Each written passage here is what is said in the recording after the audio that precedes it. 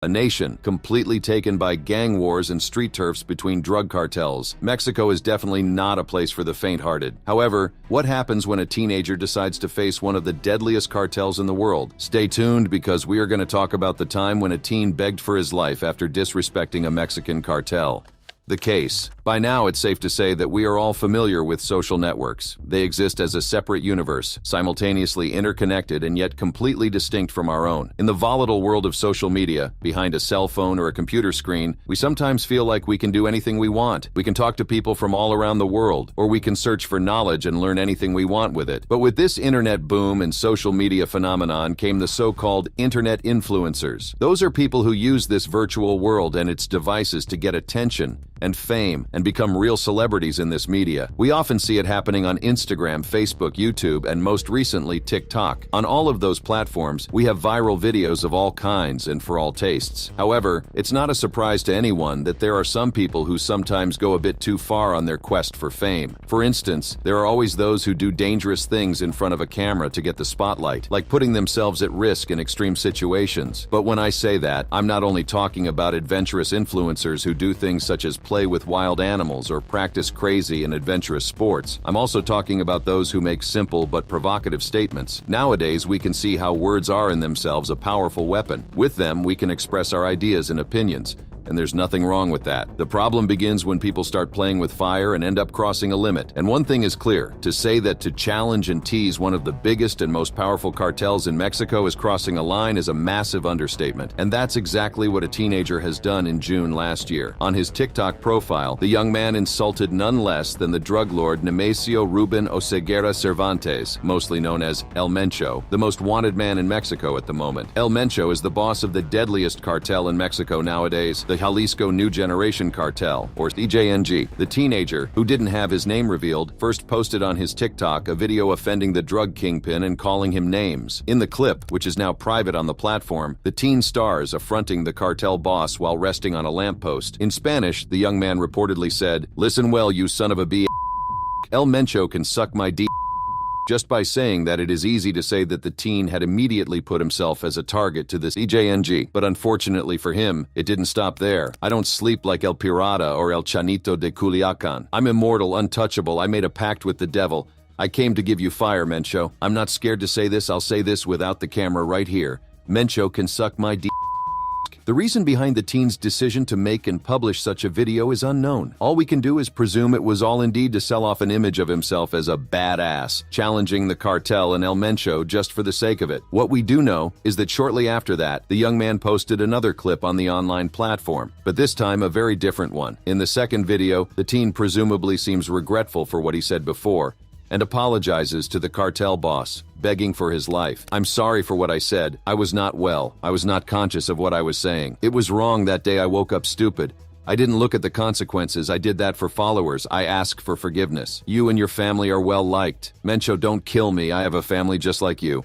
I apologize. We all make mistakes. I have psychological problems, sir. Just remember, we like you." If what the teen claims is true or not, we still don't know. Something worth noticing, though, is that he reportedly used the term cabron to refer to El Mencho. Considering that cabron means dumbass in Spanish, perhaps the young man didn't really learn his lesson, or simply wasn't careful enough in the heat of a desperate attempt to save his own skin. What happened after that is also still unknown. No official responses from both CJN or El Mencho were made. With his account now private, it is hard to keep track of the boy. There was, however, a clip found in another account on TikTok in which he appears. It is reportedly an unrelated video to the whole cartel and El Mencho attack situation. In fact, it isn't even clear if this particular video was actually filmed and uploaded before or after his previous videos. All we can do is hope that things didn't end up in tragedy like on other occasions. Sailing dangerous waters. Looking for clues to explain this episode, we come across the two names that the teenager mentions in his first video, El Pirata and El Chanito de Culiacan. Those are the online personas of two other young men who affronted El Mencho and his organization. While just like in our case, El Chanito never had his name revealed publicly, El Pirata, on the other hand, is the persona of the 17-year-old Mexican YouTuber Juan Luis Lagunas Rosales. From what the teenager mentions, the fate of those other two online celebrities, however, seemed to end up pretty badly for them. Lagunas Rosales was born in Villa Juarez, a small city in the state of Sinaloa, the biggest cartel and narco-traffic hub in Mexico, homeland of none other than the notorious drug pin El Chapo. Since he was little, Rosales' life was difficult. Growing up, he never knew his father and after a while was abandoned by his mother.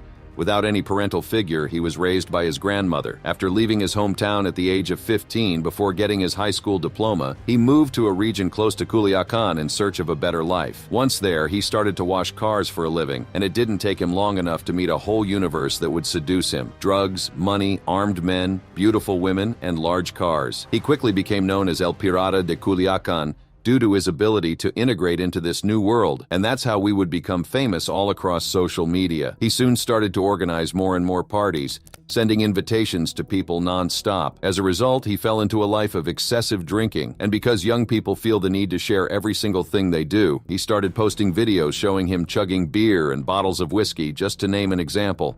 He would sometimes get so drunk that he would pass out. Soon, those videos started to go viral, and in a short while, the teenager became a YouTube phenomenon. His baby face, matched with his clownish behavior, was able to entertain the public online. At mere 17 years of age, Lagunas had more than 800,000 followers on Facebook and more than 100,000 followers on Instagram, plus over 37,000 on Twitter. He slowly started to receive invitations to make appearances in music videos and promotional events. Because of his social media presence, Juan Luis was now a real celebrity. Those who are over 18 years old know how it was to be a teenager and how that felt. We think that we know everything, that we can do whatever we want and say whatever we want to whomever we want, and that nothing bad can happen to us. We think we are invincible, that life was meant to be lived to its fullest, and so we shouldn't hold ourselves to any limits. And that's exactly how Lagunas felt and saw himself. Even with the drinking age in Mexico being 18, the boy drank as if there was no tomorrow. In fact, it is believed that those who were with him incited the teen to get drunk and take drugs while they laughed. Alongside this troubled behavior, he started to change his appearance and diversify his content. With a beard on his face and 2 tattoos on his arms,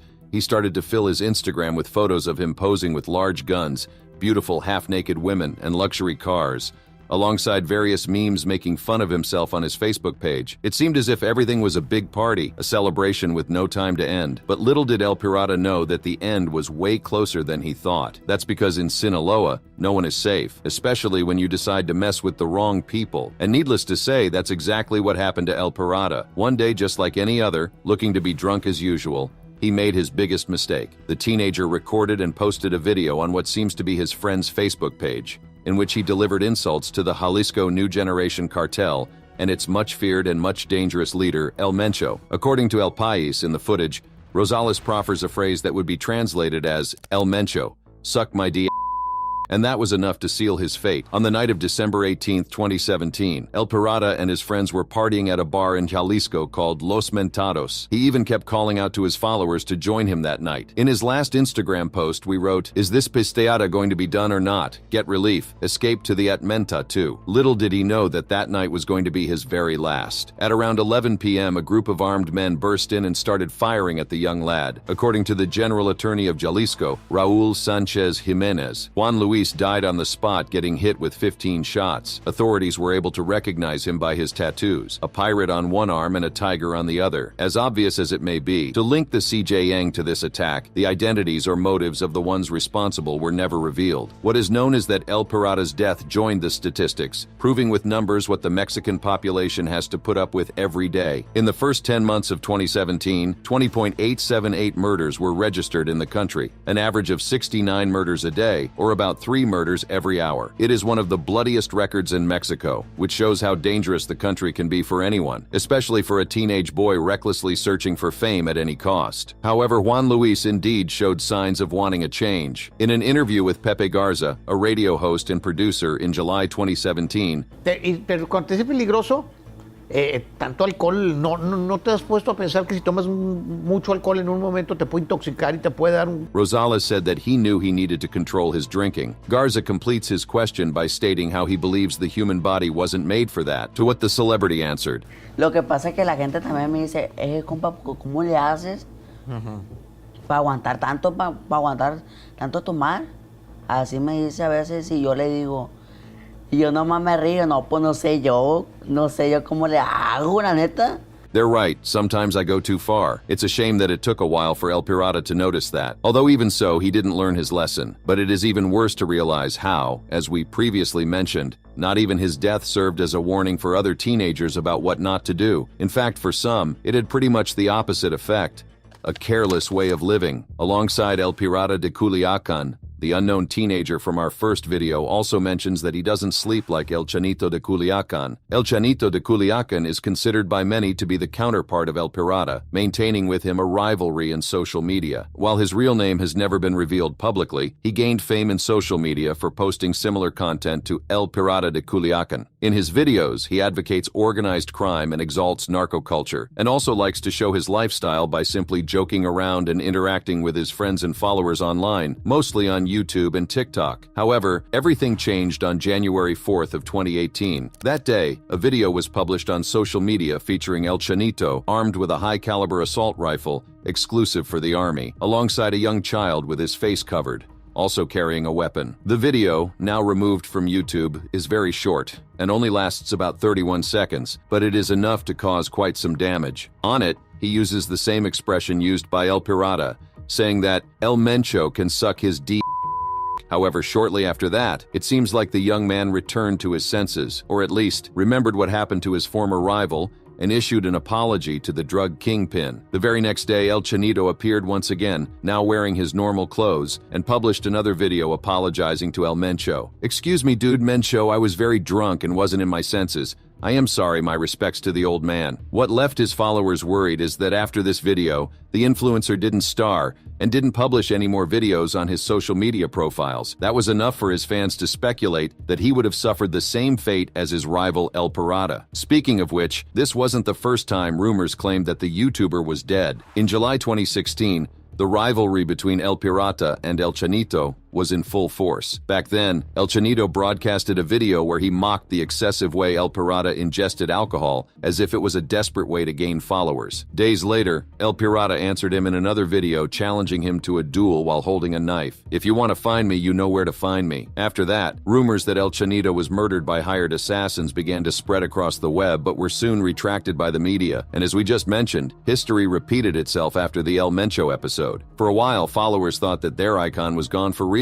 After all, one thing is a clash between two social media influencers. Threatening the most dangerous and bloodiest drug cartel in Mexico is another totally different and much more treacherous thing. It was more than a year and a half after that, in August 2019, when the YouTube channel Margarito Music Official published a video revealing where El Chanito was supposedly located. According to one of the channel's hosts, the young man was in a rehabilitation center in Culiacan. In the video, the YouTuber says he has decided to leave the addiction. He needs professional help. He is fine. He is in good health. He is recovering. Maybe he hit rock bottom and said that he was going to give up that addiction, that he was going to regenerate himself. And apparently in the end, it really seems like El Chanito learned his lesson. According to this same YouTube channel, Chanito got out of rehabilitation and is now taking it easy. The latest video on the channel about him claims that the young man is now married and living with his wife away from the city. Apart from that, with the rise of the TikTok platform, videos featuring El Chanito are still being published there. The content is divided into shorter versions of older videos and most recent ones, where we can get a glimpse of what and how he is doing, or whenever he appears to give a shout out to his fans. From what it seems, he even has a daughter right now. But before we go on and get a better glimpse at who El Mencho and his gang are, there is one last case worth mentioning that helps explain to us the seriousness of the cartel situation in Mexico and how social media can be a treacherous place. In the world of narcos, no one is safe, not even little kids, who instead of enjoying their childhood going to school and just being children, are being recruited by drug gangs to follow their bloody path. In August 2019, a video of an 8-year-old boy insulting El Mencho while holding a rifle appeared online. In the footage, the boy uses a lot of profanity and curse words to refer to the drug cartel leader. It quickly becomes clear that the kid is being exploited in criminalistic ways. What the boy said could be translated to, "Look here, Mencho mother, we're gonna take away your ass just so you can see who R5 the grandee is. Hey, Poppy, I can have you killed. Those guys that you employ can suck my d. Everyone from Jalisco can go F themselves. You know we're all about that fight. Holy F." Considering that the boy mentions R5 in the video, Jesus Gregorio Villanueva Rodriguez is suspected of having manipulated the child to record this. That's because R5 is Rodriguez's nickname, a leader of the Gente Nueva Sinaloa cartel. According to MVS Noticias, Jesus Gregorio recruited children after a violent clash and ambush in the city of Tubutama. After a shooting of 9 hours that resulted in more than 200 deaths, the children of Sonora and Sinaloa began to fantasize about being like the criminals. Taking this to his advantage, the criminal started to form his own group of small and loyal soldiers, using children as human shields and being nothing but a false idol to them.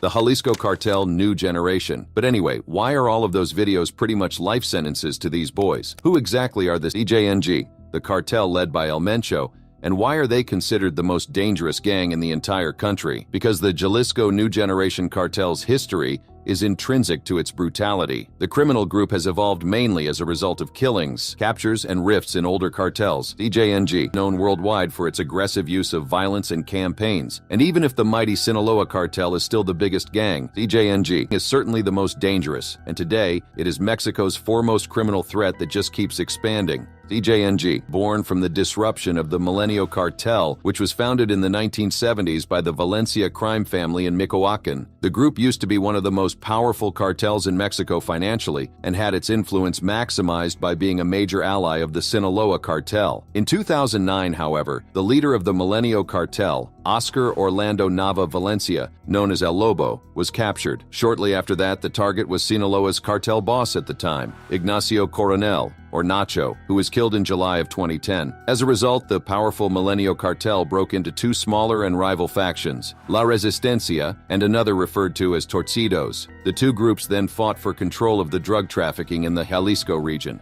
The Torcidos became what is now the CJNG, the successors of Sinaloa's cartel network in the Mexican state. To stand out from its rival groups, the Jalisco cartel had devoted itself to one simple goal: be the most brutal and violent cartel in all of Mexico. In order to achieve this spine-chilling title, the group is always showcasing its firepower. They dress in army-style uniforms and don't shy away from showing their heavy and military-grade weaponry. Their arsenal is filled with weapons such as assault rifles with grenade launchers and heavy machine guns, such as a powerful .50 caliber sniper rifle. All of this structure helps to associate the group with the use of extreme violence. On the group's rise to fame and power, homicides, forced disappearances, and discoveries of mass graves went sky high. The list of homicides, attacks, murders, massacres, and tortures just goes on and on and on. There are actually so many tragic episodes that it's hard to keep track of all of them. For example, it was the CJNG who claimed authorship of various massacres that terrorized the Mexican population. Some of them are the Michoacan massacres from April 2012, the Veracruz massacre from September 2011, 2012's Nuevo Laredo massacres, and so on. In addition to that, the cartel is known to use its massive paramilitary resources to bribe authorities. This helps us understand that what really sets them apart from any other cartel isn't really their extortion or brutal violence against civilians. Instead, their willingness and capacity to directly confront and attack the Mexican military itself. With their strategic intelligence and paramilitary power, the Jalisco cartel really consolidated itself as a group that could truly put up a fight and plan organized attacks against the Mexican government. They are their main target, and that is their main goal, as their records show. One of the single deadliest attacks against security forces in recent Mexican history is one of the biggest examples. In April 2015, the CJNG killed 15 Mexican police officers during an ambush in the state of Jalisco. The group was also responsible for a previous attack in March 2015 that ended killing 5 federal police members. Another attack directed at Mexican officials happened on May 1st, 2015, when the gang members used RPGs, machine guns, and grenade launchers to shoot down a military helicopter. In fact, CJNG's actions are so devastating that the group is considered dangerous enough to be named by the U.S. National Security as a terrorist organization. Additionally, even though not surprisingly, the Jalisco cartel has also been involved in high-profile attacks against public figures and officials. In May 2018, for example, the gang tried to assassinate a former security secretary of Jalisco, Luis Carlos Najera. Most recently, in June 2020, they made 2 bold attempts. First, they tried to kill Omar Garcia Harfuch, Mexico City's public security secretary. Then, a judge in the state of Colima was the target, but this time the attempt was successful. The judge in question had tried various cases against some of the cartel members and was killed alongside his wife. The CJNG is also known to try to appeal to Mexican citizens with ideological propaganda, trying to sell off an altruistic image invoking solidarity and promising to get rid of other crime organizations in certain regions, such as the Zetas, one of their rivals. This strategy was very successful during the COVID-19 pandemic. An example was in June 2020, when the group distributed toys to children in communities in the state of Veracruz, an area in which they are fighting against the Zetas. With all that taken into account, it is easy to understand why the Jalisco New Generation Cartel is now recognized as Mexico's most violent and dangerous organization and drug empire, and thus why our unnamed TikToker El Parada and El Chinito de Culiacan got themselves in life-threatening situations when they decided to challenge the cartel just for a few giggles and internet exposure. However, no institution can fully run without the figure of a leader. In the case of the CJNG, we have the man who was the main target of the teenagers we uncovered in this video. With that, one last question remains. El Mencho. Who is El Mencho? As we've already mentioned here, El Mencho is the nickname of the leader of the CJNG, whose full name is Nemesio Ruben Oseguera Cervantes. El Mencho is also considered one of the founders of the CJNG, alongside Eric Valencia, or L85, and Martin Arzola Ortega, L53. All three were former members of the Milenio Cartel. The thing is that at its very start, the cartel's economic power was centered around farming, more specifically focused on avocados. The drastic change to the narco trade and substitution of harmless avocados for methamphetamine happened because of El Mencho. Working in the narco business since he was a teenager, El Mencho married into the Valencia family and created an alliance with it that would eventually grow to become the CJNG we come to know today. El Mencho is nowadays considered the most wanted man in Mexico. For any useful information that can possibly lead to his arrest, the U.S. has offered a reward of $10 million,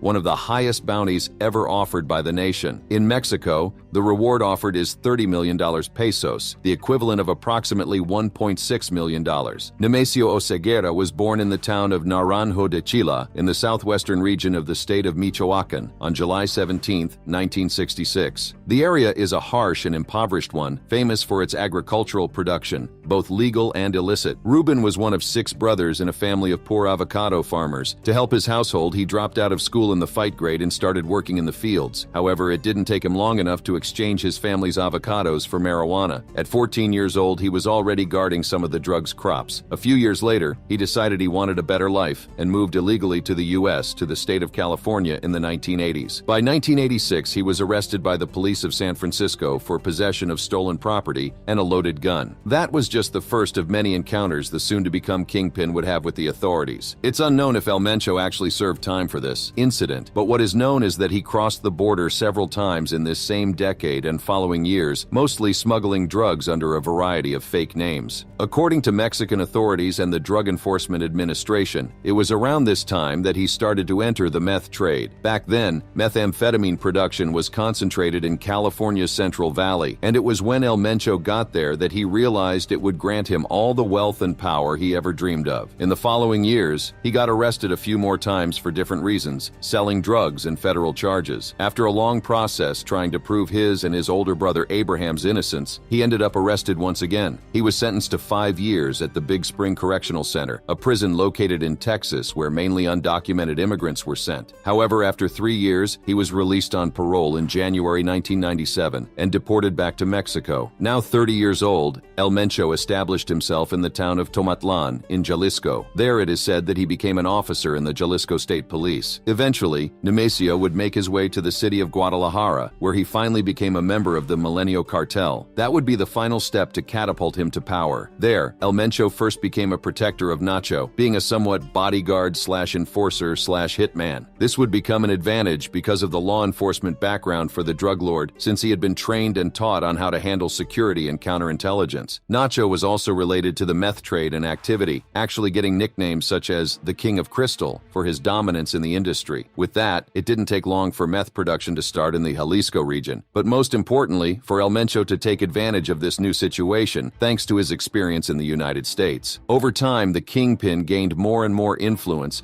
and rose in the gang's ranks. By 2009, He was already a top Milenio lieutenant. Then, with the Milenio cartel's fragmentation we already uncovered in 2009 and 2010, an ambitious Mencho stepped up to take the power vacuum the previous leaders left. However, other cartel leaders also aimed for power, so when another colleague was chosen to become the next leader, El Mencho broke off with them and headed to start his own group, which declared war on Milenio and Sinaloa. This started a true war in the streets of Guadalajara, and in the end, Mencho won. And that was the beginning of the DJNG we already know. One thing easy to notice to anyone who takes a moment to analyze El Mencho's trajectory is his ambition and search for power. His ultimate goal was always to one day become as powerful as El Chapo or Pablo Escobar. Now that Escobar is gone and El Chapo is in a life sentence at a maximum security prison, El Mencho has had a clear route to establish his dominance over Mexico's narco business. And considering how he is now the most wanted man in the country, we believe we can say that his dream came true. Now, what a bunch of teenagers were thinking when defying such a dangerous man, we'll never know. Let's just hope that everyone learned their lesson. If you like this content, make sure to click on one of the cards on the screen to watch similar videos.